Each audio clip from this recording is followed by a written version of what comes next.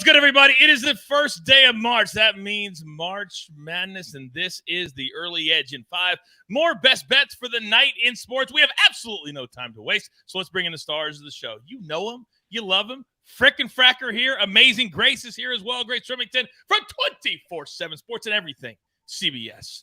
Grace, it's great to have you back. These two have been asking about you daily. Daily. They have. In fact, EC said, when is she going to come back and teach me how to give a take? It was really a nice compliment for you. I kind of did. Yeah, that's accurate. Okay, I got to go back and watch that then. I'm going to clip it forever. It might be a little hard to find, but I'll tell you where it is. All right, let's get into it. Speculator. Yesterday, what did you say? Washington? Who are they playing? The Hawks. The Hawks. Over. Check mark. Just what you do, kid. Start us off. Let's go. Yeah, I saw in the chat that somebody said they need a winner and for a bankroll to go for the golf show. So I'm here for that, to give you a nice little bankroll from our picks to go into Sia's golf picks. Yeah, let's do that as a crew. I love that. And so tonight we're going to go Derek White over 1.5 threes made at plus 102. A little different. No projection here. This is more just a market weakness that I noticed. Boston shoots 3-pointers at the third highest rate in the NBA, 47.7% of shots. They average a whopping 42 attempts per game. The Cavs are 24th in defense in 3 points allowed, allowing 37% of those threes to go in. Now, Derek White, in his last 20 games, pretty big sample size. He's averaged 6 3-point attempts and 2.5 makes per game. In those 20 games, he's gone over 1.5, 17 out of 20. This is just too good of odds to pass up. Cavs interior defense is stronger than their perimeter defense. We're going Derek White over 1.5 threes made. This guy has started to play with so much confidence. Maybe the best thing that happened to the Boston Celtics, Specty, is Jaylen Brown getting hurt, because Derek White has had all this freedom, right, to shoot when he wants and not be worried about coming out. This could be a big deal come to the playoffs. I love this play, Derek White over 1.5 threes. He'll probably have 3 or 4 tonight. This is going to be it's going to be like a playoff type atmosphere tonight, I think. It really will be. Yeah. All right, Specty, thanks for starting us off. All right, now, Grace, there's everybody in the chat. They can't believe that you're back, and then they're like, Coach, you're using my name. Really? You own the name? Just say thank you and be on your way. That was a line from A Few Good Men. All right, Grace, I need an under and I need an over. Can you help me out? Yes, I absolutely can. We're going to start in Tuscaloosa. I used to work in local news in Birmingham, so I love any Iron Bowl matchup. I'm familiar with these stadiums, the fan bases. It's going to get chippy tonight for Auburn, Alabama. Going to be an awesome scene. So I projected this total to be 148. Last night, the books actually had that number at a bit, and I was really hoping when I woke up it would be around 154, 155. And that's exactly what happened today. Bama has the clear edge in offense. We all know that, but Auburn can actually match up well here. Bama takes more threes than almost anyone in the country at a 47% attempt rate, but Auburn can limit them on the perimeter, holding opponents to a 34% 3-point attempt rate. I expect the Tide to control the pace of play here, but even if they don't and Auburn slows it down, the under still hits, and the SportsLine sim supports this. So we're going to take Auburn, Alabama under 154.5. My next one is DePaul and UConn, and I'm going over 147. I tested a lot of different numbers for this. I looked at the whole season, the half season, last 10 games, last 5, last 3, and I kept getting the same number over. Actually, it came out to 152. And that's because both of these teams have had consistent outputs all season. And we like betting consistent teams. So I've also been watching the betting splits all day. There's noticeable sharp money on the over. And then looking at the juice at some books before we went live here, it kind of looks like the number might go back up before tip. So I grabbed it at 147. Recent trends also support this number, but there's also some intangibles at play here, I think. When you look at games like this, where it's an extremely high home favorite and a high total, the assumption is the home team builds a lead and then coasts to the buzzer. Well, Dan Hurley is not that kind of guy. He's not letting off the gas, and he's closing in on what could be his best season with UConn. He's got a fiery temperament, wants to finish the season strong, and he seems to have a good relationship with players. This is also the time of year where you see when you build a big lead, the coach puts in some of the backups so that they can have their special moment, and the fans go crazy because they love the guys who provide the morale on the bench. So I'm taking the over 147 for DePaul and UConn. What was that last thing you said about the coach putting in backups? What did you say? I think you got it. I don't want to guess who the backup is here, though. I think that's fairly obvious. I was watching EC's face we have a little screen that I can see him. And as you were saying all these different ways that you prepare, he's like, I don't do any of that. Like, none of, like, right, EC?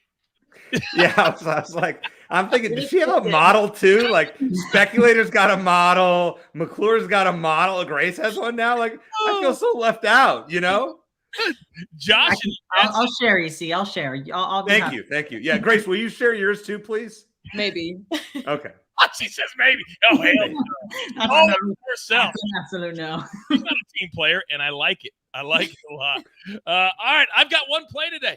I thought about taking the Maestro spot, but I want to be nice to EC. I want to build him up, build that confidence up one time. I thought about playing a parlay today just for fun because I hit 1 plus 132 last night. If you saw me on CBS Sports HQ, synergy. But today, I'm not on CBS Sports HQ. We're going to go Miami Heat money line minus 121. The spread is actually like 1.5 around 1. I don't like this at all. These same two teams played on Monday night. The Heat won by 2. It's going to be tight. Don't even worry about watching until the fourth quarter. But Jimmy Butler, after their 4-game losing streak, he said this has to change. We're sitting in the 7th spot. They're not happy with that. So this is a motivated Miami Heat team. And when you have a motivated Jimmy Butler and you're at home and all you got to do is win the game, I'll take it all day. Money line minus 122. All right, EC, I've given you the platform. What are you going to do with it? You're up. Coach, I did not feel that I deserved the Maestro spot after last night. Very disappointing that Lipscomb just crushed my Stetson. Fortunately, Boise State 14-0 run to end the game. It was like a relief not to go 0-3 because then I was thinking you were going to, bash me. Relative, I would have deserved it. But tonight, we have some – I really dug at the bottom of the barrel for these. So get ready here. We're going, first of all, George Washington +8 at Davidson. Now, how did I find this one? So George Washington has a better record by half a game over Davidson. They're better in conference by 2 games. They're 3-0 straight up and against the spread in their last 3, including 2 wins, 2 of those wins on the road as an underdog. Davidson is 4-9 against the spread at home. And in 14 of 15 George Washington wins, they've scored 75 plus. So look for tonight. If George Washington can score, at least get to 70, they're going to cover this line. I think they actually have a shot to win the game outright. I wouldn't be opposed to a sprinkle on the money line there, but I'm going to play the +8 just to be safe. Then this one really bottom of the barrel. Lamar +14.5 against Nicholls State on the road. So Lamar, the Cardinals, they need to win and get some help to make the Southland Conference tournament. I guess only 8 teams make it in the Southland Conference tournament. So they really need a win and to hope for Northwestern State to beat Incarnate Word, which should happen, but I'm not going to handicap that game for you. We don't have enough time. Lamar beat these guys last time out at home on January 12th, and now they're getting 14.5. Wait, so I don't really get it. So Lamar, I know they haven't covered in 3 straight, but in 10 of their previous 12 that they did. Nicholls State, though, 0-5 in their last 5 against the spread. And since January, Nicholls State has beaten exactly 1 team, New Orleans, by 15 plus. They will not do it tonight. Lamar covers that line. And then we're going to go to a fun overline, and this is kind of a weird matchup. Chicago State, who's an independent, this will be their 30th game, I believe, and 8 of them have been at home. 22 on the road. They're just road warriors. They're playing Gonzaga in Spokane, and the over-under is 152.5. Since losing to Loyola Marymount on January 19th, and then we're going to take out both the St. Mary's games, Gonzaga's averaging 95 a game. The least amount of points, though, that they've given up since January 1st is 65. So if we pencil in Chicago State for 65, all we need is 88 from Gonzaga. And I think we hit that on senior night there in Spokane. I think we can do that. And a couple of quick plays for the Arnold Palmer Invitational, since I was not invited on the early wedge. But I'm going to give you a couple of winners. Sung J M top 20 +140. You can get that on DraftKings. In 4 years at this tournament, 3rd, 21st, 20th. He has 5 top 20s in his last 8 tournaments. And then Tommy Fleetwood, who I know somebody liked on early wedge. I don't remember which one of the experts it was. +240 for a top 20 on FanDuel. He has 4 top 20s in 6 appearances here, but most importantly, he's one of the best win players in the game, and there's going to be plenty of it down in Florida this week. I think after you delivered that last take, we're pretty clear why you didn't get invited to the early wedge. By the way, Freddie Bear says in the chat, I'm so glad EC is honest. I really, really am. I tell it like it is. Yes, you do. Yes, you do. Now, somebody in the chat has an opportunity to win a cool, cold, hard cash, $100. You got to type hashtag Cohenheads. You don't even know the question yet, but I've got a question for EC. Hashtag Cohenheads. Type it right now, and after I do the recap, you will know the question. And if EC gets it right, somebody is going to win $100 straight from me. So grab your paper, grab your pencil. Here is the recap, courtesy of AB on the ones and the twos. EC. Now, let me translate. When he said bottom of the barrel, he just meant teams you don't know. Not that these games don't matter. George Washington +8, Lamar +14.5, Chicago State Gonzaga. This is a check. It's what we call a check game. They travel, they get killed, they get a check, they go home. API, 44 of the top 50 players in the world. Best field since last July, or most since last July at the Open Championship. This is a big week. Sanjay, Tommy Fleetwood, both top 20s. By the way, early wedge, it's live in your feed right now with Mia, Counselor, Patrick McDonald, no EC. Then Speculator, Derek White over 1.5 3-pointers tonight. That's plus money. I love that. Then Amazing Grace has Auburn, Alabama. We'll go under 154.5. Rivalry games have a tendency to be lock defense, just really strategic, not high scoring, not most of the time anyway. Then DePaul, UConn over 147. And then one play for me. We want to Heat money line -122. Somebody in the chat said, hey, Coach, let us know when you're going to be on HQ. I will start tweeting it out every day. I'll be doing 3 or 4 days a week. Next week, I'll be at the Players Championship. We'll still be on HQ, but just follow me on social media. Now, EC, the pressure's on. So Joe in the chat, when I used the line from A Few Good Men, he said, does that make you Colonel Jessup? Well, do you know where WrestleMania is this year in just a couple of weeks? This is LA. No, it was in LA last year. It's LA. No, it's LA. It's LA. It's okay. LA. Okay. Yeah, so it's Hollywood. So several years ago, we had WrestleMania Goes Hollywood also in LA. What we did for that was a bunch of skits from famous movies. I was included in one of those skits. It happened to be the Few Good Men skit. I played the judge. Can you tell me one of the other 2 men that were in said skit with me? One played Tom Cruise. The other played, who's the famous actor that said, you could, who was that? Jack Nicholson. Jack Nicholson. So Jack Nicholson and Tom Cruise. Can you name who played either one for $100 for somebody in the chat? Hashtag Cohenheads. And your John Cena. John Cena. Are you sure? That's my final answer. I really want somebody to win this.